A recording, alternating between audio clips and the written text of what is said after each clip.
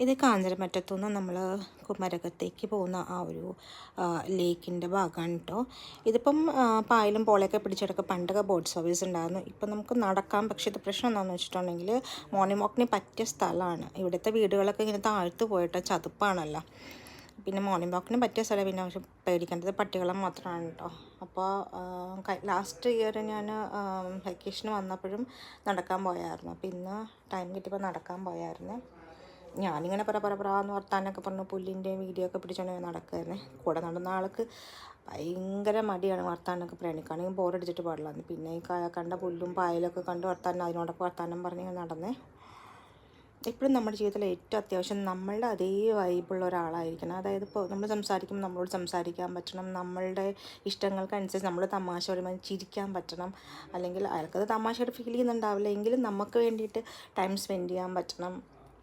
നമ്മളെ ഹാപ്പിയാക്കി വയ്ക്കാൻ പറ്റും. അതാരായാലും അല്ലേ.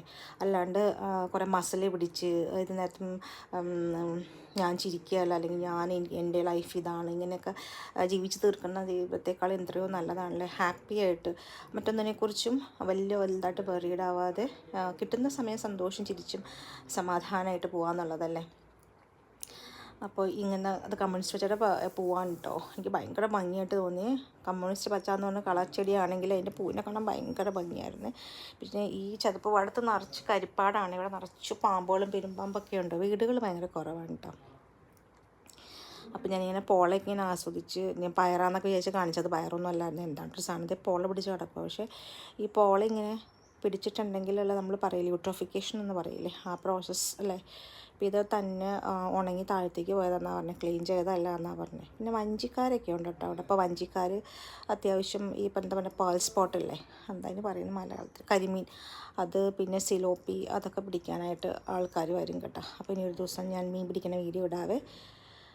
നമ്മുടെ മാൽദീവ്സിൽ കുപ്പിക്കകത്ത് ഹുക്കും റോപ്പ് ഇട്ടിട്ട് എറിയുന്നൊരു സാധനം ഉണ്ടല്ലോ. ആ ടൈപ്പ് ഒന്ന് ട്രൈ ചെയ്തൊക്കെ എനിക്കറിയില്ല. പുള്ളിയോട് പറയാമെന്ന് കരുതി. അപ്പോൾ ഒന്ന് മീനൊക്കെ പിടിക്കുന്ന വീഡിയോ ഉണ്ടാവേ. ഇതാണ് കാഞ്ഞിരമറ്റം.